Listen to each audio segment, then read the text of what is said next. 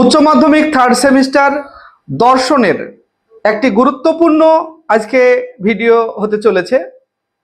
আজকে আমরা আলোচনা করব উচ্চ মাধ্যমিক শিক্ষা সংসদের দেওয়া যে নমুনা প্রশ্ন, সেই নমুনা প্রশ্নের সমাধান, অর্থাৎ উচ্চ মাধ্যমিক শিক্ষা সংসদের দেওয়া মডেল প্রশ্নের সমাধান দর্শন বিষয়ের। তবে এই সমাধানটি করার আগে এই মডেল প্রশ্নের গুরুত্ব এবং বৈশিষ্ট্য সম্পর্কে দু একটি কথা তোমাদেরকে বলে নিই। কথাগুলি অতি গুরুত্বপূর্ণ, একটু শুনবে। আমি দীর্ঘ 23 বছর অর্থাৎ 2002 সাল থেকে উচ্চ মাধ্যমিক ছাত্রছাত্রীদের সাহায্য করে আসছি। আমার এই দীর্ঘ অভিজ্ঞতায় আমি বেশ কয়েকবার সিলেবাস পরিবর্তন হতে দেখলাম। যেমন 2004 সালের পরিবর্তন দেখেছি, তারপরে 2011 সালে পরিবর্তন হয়েছে, 2016-তে পরিবর্তন হয়েছে এবং 2024-এও পরিবর্তন হলো। অর্থাৎ তোমরা যে সিস্টেমে পরীক্ষা দিচ্ছ এটা নতুন সিলেবাস 2024-এর, যদিও এই শিক্ষানীতিটি 2020-র। তো মাঝে মাঝে যদিও ছোটখাটো পরিবর্তন হয়, কিন্তু বড় ধরনের পরিবর্তন আমি যে সালগুলি বললাম এই সালগুলি, এবং এগুলি আমার দেখা। এবং এই প্রত্যেকটা পরিবর্তনের ক্ষেত্রেই দেখেছি উচ্চ মাধ্যমিক শিক্ষা সংসদ তাদের নমুনা প্রশ্ন দিয়েছে। অর্থাৎ প্রশ্ন প্যাটার্ন কেমন হবে, কি ধরনের প্রশ্ন হয়, এই প্রত্যেকটা পরিবর্তনের ক্ষেত্রেই এই প্রশ্ন দেখা যায়। এবং আমি 2004 সাল থেকে আমার প্রত্যেকটা পরিবর্তনের অভিজ্ঞতায় আমি দেখেছি যে উচ্চ মাধ্যমিক শিক্ষা সংসদ থেকে যে প্রশ্ন প্যাটার্ন দেওয়া হয়, মানে যে প্রশ্ন সেটটা দেওয়া হয়, তার মধ্যে থেকে প্রচুর প্রশ্ন তোমাদের ফাইনাল পরীক্ষায় কমন আসে। কারণ প্রথম যে সিলেবাস পরিবর্তন হয় বা প্যাটার্ন পরিবর্তন হয়, সেক্ষেত্রে ছাত্রছাত্রীদের ধারণা অনেকটাই কম থাকে কি ধরনের প্রশ্ন হবে না হবে। তাই উচ্চ মাধ্যমিক শিক্ষা সংসদের পক্ষ থেকে যে নমুনা প্রশ্ন দেওয়া হয় এবং তার মধ্যে থেকে ম্যাক্সিমাম প্রশ্ন তোমাদের পরীক্ষায় আসে। আর এবছরে 2004 সালে যে পরিবর্তন হয়েছে, সেই পরিবর্তনের ভিত্তিতে তোমাদের 2025 সালের যে থার্ড সেমিস্টারের প্রথম পরীক্ষা, এই পরীক্ষার জন্য উচ্চ মাধ্যমিক শিক্ষা সংসদ যে প্রশ্ন সেট আপ একটা মডেল প্রশ্ন দিয়েছে, অর্থাৎ যেটাকে আমরা নমুনা প্রশ্ন বলছি, সেই প্রশ্নটার মধ্যে থেকে আমি এটুকু বলতেই পারি আমার অভিজ্ঞতা থেকে যে প্রচুর প্রশ্ন তোমরা এই সেটটা থেকে কমন পাবে। তাই এই সেটের প্রশ্নগুলি তোমরা খুবই ভালোভাবে রেডি রাখবে, মানে প্রত্যেকটা প্রশ্ন যেন তোমাদের জানা হয় সেটা ভালোভাবে দেখে রাখো। আমি দর্শনের তোমাদের থার্ড সেমিস্টারের দর্শনের উপরে যে মডেল প্রশ্ন দেওয়া হয়েছিল সেটা আলোচনা করব। আশা করব এখান থেকে অন্তত 20খানা প্রশ্ন তোমরা কমন পাবে। তাই ভিডিওটি স্কিপ করবে না, তোমরা ভিডিওটি শেষ পর্যন্ত দেখো এবং প্রশ্নগুলি যদি তোমাদের থেকে থাকে তাহলে খুবই ভালো কথা, তোমরা সেগুলি খুবই গুরুত্ব দিয়ে পড়ো। আর তোমরা টেস্ট পেপার বলো, রায়মার্টিন বলো, প্রত্যেকটা প্রশ্ন বিচিত্রার মধ্যেই বা প্র্যাকটিস সেটের মধ্যেই দেখবে এই প্রশ্নগুলি বারবার রিপিটেশন আছে, যে কারণে এই প্রশ্নগুলিকে তোমরা বাছাই করে নিয়ে আমি বলছি, এক্ষুনি দেখাচ্ছি স্ক্রিনে, এই প্রশ্নগুলি অবশ্যই ভালোভাবে প্রিপারেশন করো। তবে আলোচনার মধ্যে দিয়েই প্রত্যেকটা প্রশ্নের ব্যাখ্যা সহ বলবো।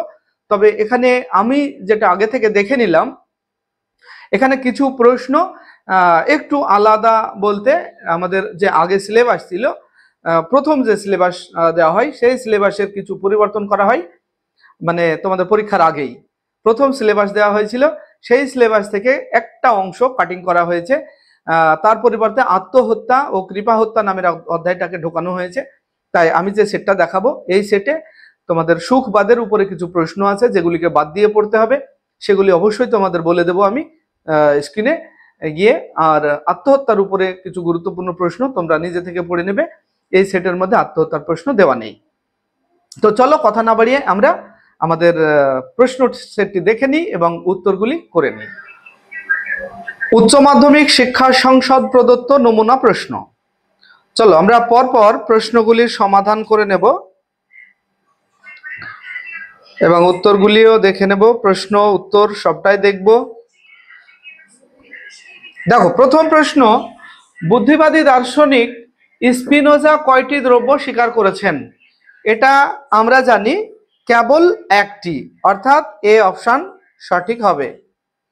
এরপর দেখো 2 নম্বর প্রশ্ন বলা আছে দেকার্তের দেহ ও মনের সম্পর্ক বিষয়ক মতবাদ ড্যাশ নামে পরিচিত। তাহলে দেকার্তের দেহ মন সম্পর্কিত যে মতবাদ সেটা আমরা জানি ক্রিয়া প্রতিক্রিয়াবাদ নামে পরিচিত। এরপর দেখো 3 নম্বর প্রশ্ন, কোন দার্শনিকের মতে দ্রব্য হলো গুণের সমষ্টি? এটা আমরা জানি কি হিউমের মতে গুণের সমষ্টি দ্রব্য। এরপর দেখো পরের প্রশ্ন 4 নম্বর প্রশ্ন, বুদ্ধিতে এমন কিছু নেই যা পূর্বে অভিজ্ঞতার মধ্যে ছিল না, এ কথা কে বলেছেন?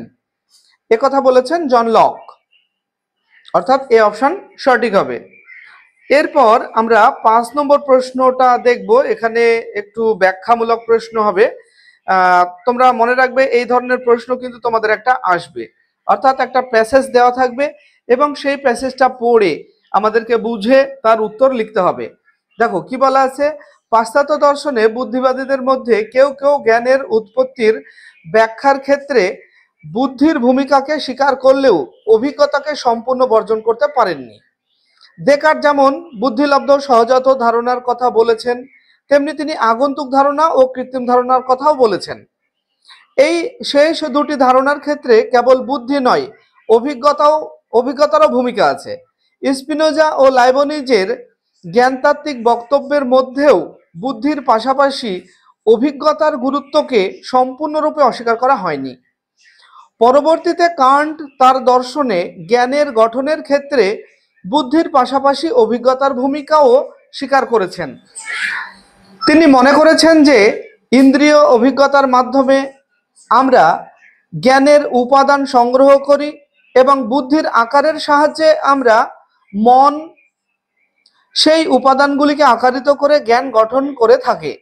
বুদ্ধিবাদীদের মধ্যে ভলফ, ব্রাডলে প্রমুখ মনে করেছেন যে জ্ঞানের উৎপত্তির ক্ষেত্রে কেবল বুদ্ধিরই ভূমিকা রয়েছে। তার মতে তারা মনে করেন যে অভিজ্ঞতার মাধ্যমে সুনিশ্চিত জ্ঞান লাভ করা যায় না, কেবল বুদ্ধি আমাদের জ্ঞানে নিশ্চয়তা দিয়ে থাকে। এর থেকে নিঃসৃত বক্তব্যগুলির সঠিক কোড নির্দেশ করো। তাহলে এখন দেখো আমাদের এই যে 3টে পয়েন্ট দেওয়া আছে, এই 3টে পয়েন্ট আমরা দেখব যে উপরে দেওয়া বক্তব্যের ভিত্তিতে কোনটা ঠিক আর কোনটা ভুল। তো দেখো 1 নম্বরে বলা আছে, দেকার্ত একজন প্রকৃত নরমপন্থী বুদ্ধিবাদী, যেহেতু তিনি জ্ঞানের আলোচনায় সহজাত ধারণার পাশাপাশি আগন্তুক ও কৃত্রিম ধারণাকে স্বীকার করেছেন। একদম এটা ঠিক কথা, মানে নরমপন্থী বলা হয়েছে এই জন্যই যে বুঝে নিলে তোমরা, এটা বোঝানোর তেমন কিছু নাই। বার্ডলেকে চরমপন্থী বুদ্ধিবাদী বলা হয়, যেহেতু তার জ্ঞানের গঠনের ব্যাখ্যায় বুদ্ধির ভূমিকা বা গুরুত্বকেই স্বীকার করেছেন। তার মানে কি অভিজ্ঞতার কোনো প্রয়োজন নেই সেটা বলেছেন ব্র্যাডলে। এরপর কান্ট কি বলেছেন দেখো, কান্ট প্রকৃত নরমপন্থী বুদ্ধিবাদী দার্শনিক বলা হয়। কান্টকে নরমপন্থী বুদ্ধিবাদী দার্শনিক বলা হয় যেহেতু তিনি অবভাস ও সত্তার মধ্যে পার্থক্য করেছেন। এটাও ঠিক। তাহলে আমরা এবার দেখে নেব এর যে অপশনগুলি দেওয়া আছে। দেখো এখানে শেষ ডি নম্বরে বলা আছে 1, 2 ও 3 সত্য, অর্থাৎ ডি নম্বর অপশন এখানে ঠিক হবে। এরপর দেখো 6 নম্বর প্রশ্ন বলা আছে, লাইবনিজ দ্রব্য বা মনাডকে সংজ্ঞায়িত করতে গিয়ে বলেছেন, কি বলেছেন দেখো, সক্রিয় শক্তি, মানসিক। হ্যাঁ, এটা এ নম্বর অপশন, সক্রিয় শক্তি বলেছেন, অর্থাৎ এ অপশন সঠিক। এরপর দেখবো আমরা 7 নম্বর প্রশ্ন। 7 নম্বর প্রশ্নে বলা আছে, ড্যাশ এর মতে জগতের সমস্ত বস্তু হলো জ্ঞাতার মনের ধারণা। এখানে 7 নম্বর প্রশ্নের সঠিক উত্তর হবে বি, অর্থাৎ বার্কলে। এরপর দেখো 8 নম্বর প্রশ্ন, কোন দার্শনিকের মতে দ্রব্য হলো মুখ্য গুণের আধার? এটা হবে লক। এরপর 9 নম্বর প্রশ্ন দেখো, স্তম্ভ দেওয়া আছে, স্তম্ভটা আগে আমরা দেখে নিই। স্তম্ভ দেওয়া আছে লক, বার্কলে, দেকার্ত, লাইবনিজ। ক্রিয়া প্রতিক্রিয়াবাদ আমরা জানি দেকার্ত, তাহলে দেকার্তের সঙ্গে ক্রিয়া প্রতিক্রিয়াবাদ হবে। আর পূর্বস্থাপিত শৃঙ্খলাবাদ এটা লাইবনিজের সঙ্গে হবে। এরপরে দ্রব্য হলো এমন কিছু যা আমি জানি না, এটা লকের সঙ্গে হবে। আর আর বাগলে, বাগলে হলো কি অহং সর্বস্ববাদ, 4 নম্বর বাগলে। তাহলে এখানে সঠিক উত্তর হবে এ নাম্বার, এ নাম্বার সঠিক উত্তর। দেখো কোডগুলো একবার দেখে নিও তোমরা, তারপরে দেখো এ নম্বর অপশন সঠিক হবে। এরপর দেখো 10 নম্বর প্রশ্ন, কার্য ও কারণের সম্পর্ক বিষয়ে নিয়ত সংযোগ মতবাদের সমর্থক হলেন। এখানে হিউম হবে, নিয়ত সংযোগ, সতত সংযোগ, এই বিষয়গুলি হিউমের।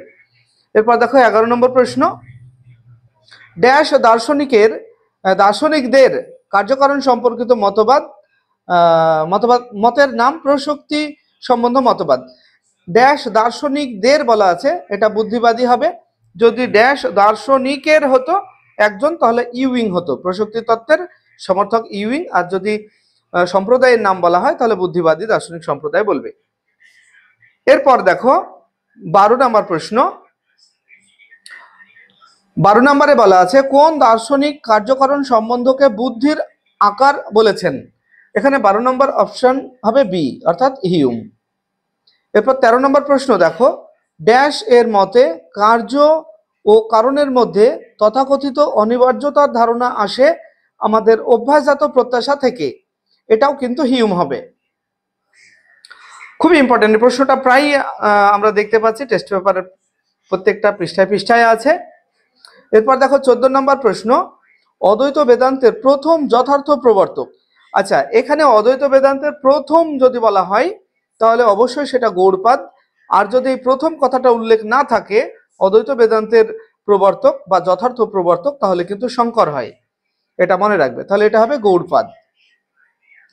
এরপর দেখো 15 নম্বর প্রশ্ন, অদ্বৈত বেদান্তি শঙ্করের মতে ড্যাশ এর দুটি কাজ হলো আবরণ ও বিক্ষেপ। তাহলে আমরা এটা কি জানি, মায়া এর দুটি শক্তি, আবরণ আর বিক্ষেপ। এরপর দেখো 16 নম্বর প্রশ্ন, 16 নম্বর, শঙ্করের দৃষ্টিতে ড্যাশ হলো একমাত্র প্রমাণ যা ব্রহ্মের জ্ঞান প্রদান করে। এটা হবে শব্দ, অর্থাৎ ডি। 17 নম্বর, শঙ্করের বেদান্ত দর্শনকে বলা হয় কেবলাদ্বৈতবাদ। আর রামানুজের যে মতবাদ সেটাকে বলা হয় বিশিষ্টাদ্বৈতবাদ। মনে রাখবে, দুটোর মধ্যে কিন্তু পরীক্ষায় একটা আসবে। 18 নম্বর প্রশ্ন, মায়াবাদের বিরুদ্ধে সপ্ত অনুপপত্তির উত্থাপক হলেন। এটা হবে রামানুজ, সি নাম্বার। কারণ আমরা জানি মায়াবাদের সমর্থনে শঙ্করাচার্য বলেছেন, এবং এই মায়াবাদকে খণ্ডন করতে গিয়ে 7টি অনুপপত্তির কথা বলেছেন রামানুজ। তাহলে মায়াবাদের বিরুদ্ধে সপ্ত অনুপপত্তির উত্থাপক হলেন রামানুজ। এরপর দেখো 19 নম্বর প্রশ্ন, কার মতে কার্যকারণের মধ্যেকার সম্পর্ক যৌক্তিক নয়, মনস্তাত্ত্বিক। এখানে 19 নম্বরের প্রশ্নের উত্তর হবে এ, অর্থাৎ হিউম। এরপর দেখো 20 নম্বর প্রশ্ন, 20 নম্বর প্রশ্ন, অদ্বৈত বেদান্ত অনুসারে একমাত্র ড্যাশ এরই সত্তাই স্বীকার করা হয়েছে। তাহলে এখানে অদ্বৈত বেদান্তে আমরা জানি শুধুমাত্র ব্রহ্মের সত্তাই স্বীকার করা হয়েছে, অর্থাৎ 20 নম্বরেও এ উত্তর সঠিক হবে। এরপর আমরা দেখব 21 নম্বর প্রশ্ন, 21 নম্বরে নৈতিক বিচারের ক্ষেত্রে কান্ট কোন প্রকার নৈতিকতার সমর্থন করেছেন। এখানেই একটি বিষয় তোমাদেরকে বলে রাখার, যে আমাদের প্রথমে যে সিলেবাস দেওয়া হয়েছিল সেই সিলেবাসে ইথিক্সের উপরে কান্ট, বেনথাম আর মিল এই 3 জনের মতবাদ দেওয়া হয়েছিল, কিন্তু পরবর্তীতে এটাকে পরিবর্তন করে আত্মহত্যা ও কৃপা হত্যা দেওয়া হয়েছে। যে কারণে এইখানে মডেল কোশ্চিনে, আমাদের কাউন্সিলের দেওয়া যে মডেল কোশ্চিন, সেখানে কিন্তু সেই প্রথম দেওয়া যে সিলেবাস, সেই সিলেবাসের ভিত্তিতেই কিছু প্রশ্ন দেওয়া আছে, যা আমাদের এগুলি কিন্তু আসবে না। তবুও তোমাদেরকে একটু বলে দিই, তোমরা একটু দেখে নাও, এগুলি আমরা পড়তে যাচ্ছি না, আর তোমরা একটু মার্ক করে নেবে, এই প্রশ্নগুলিকে বাদ দিয়ে পড়বে। এই প্রশ্নগুলি কিন্তু তোমাদের আসবে না। আমি কটা প্রশ্ন এরকম আছে সেটাও বলে দিচ্ছি তোমাদের, দেখিয়েও দেব এবং বলেও দেব। মোটামুটি তোমাদের চলো পরপর দেখি, তাহলে বুঝে নেব আমরা। 21 নম্বর প্রশ্ন, এটা তোমাদের সিলেবাসের বাইরে, মানে বাদ, কিন্তু তবুও এটার উত্তর হবে বি। তারপরে দেখো 22 নম্বর প্রশ্ন, আমি এটা সুখবাদ বাদ দেওয়া হয়েছে তোমাদের সিলেবাসে, অকারণে তোমাদেরকে আমি পড়তে বলবো না, এগুলিকে তোমরা বাদ দিয়ে পড়বে। 21 নম্বর বললাম, মানে 21 বাদ দাও, তারপরে 22 বাদ দাও। 22 নম্বরের উত্তর যদিও হবে, বলে দিই তোমাদের, সি অপশন সঠিক হবে 22-এর। তারপরে 23 বাদ, 23 বাদ, 23-এর সঠিক উত্তর যদিও সি হবে, মানে বেনথাম মিল আর তোমার তিনটে দার্শনিকের এখানে মতবাদ দেওয়া ছিল, তিনটেই বাদ যাবে। 24 নম্বরও বাদ। আবার 24 নম্বরের আমরা যদি উত্তরটা দেখি তাহলে ডি উত্তর সঠিক হবে। তারপরে আমরা দেখব 25 নম্বর প্রশ্ন, এই পরসুখবাদ, আত্মসুখবাদ, এই সব বাদ, এগুলি 25 নম্বরও বাদ, তোমাদের সিলেবাসে পড়তে হবে না। 25 নম্বরের সঠিক উত্তর হবে সি। এরপর দেখো 26 নম্বর, এখানেও আত্মসুখবাদের কথা বলা হয়েছে, এটাও বাদ, 26 বাদ, তোমরা পড়বে না এগুলি। 26-এর সঠিক উত্তর বি হবে। এরপর 27 নম্বর একটা দেওয়া আছে, এটাও বাদ যাবে আমাদের, কারণ এটা আমাদের সিলেবাসের বাইরে। 27 নম্বরে দেখো এর সঠিক উত্তর কোনটা হবে বলে দিচ্ছি আমি। 27 নম্বরের সঠিক উত্তর বি হবে। এরপর 28 নম্বর প্রশ্ন আছে, মানুষ কর্তৃক প্রকৃতির শোষণ আজ এমন একটি পর্যায়ে পৌঁছেছে যে এই অবস্থা বিশ্বের বিভিন্ন দেশকেই ড্যাশ সংকটের মুখোমুখি দাঁড় করিয়ে দিয়েছে। এইখান থেকে কিন্তু আমাদের আবার ওই যে পরিবেশ নীতিবিদ্যা আছে আমাদের, এখান থেকে কিন্তু শুরু হয়ে গেল, অর্থাৎ আমরা এইখান থেকে গুরুত্ব দেব। 28 নম্বর প্রশ্ন অত্যন্ত গুরুত্বপূর্ণ, মনে রাখবে, এটা হবে পরিবেশগত। 28 নম্বরের সঠিক উত্তর হবে পরিবেশগত। চলো পরে আমরা পরের প্রশ্ন দেখে নিই।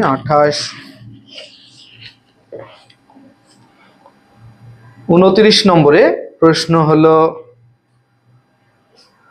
পরিবেশের অন্তর্গত বিভিন্ন জীবের মধ্যে, যেমন বৃক্ষ, উদ্ভিদ অন্তর্ভুক্ত, যে পারস্পরিক নির্ভরতা সম্পর্ক তাকেই বলা হয়, তাকে কি বলা হয়? 29 নম্বরের সঠিক উত্তর হবে এ, অর্থাৎ বাস্তুতন্ত্র।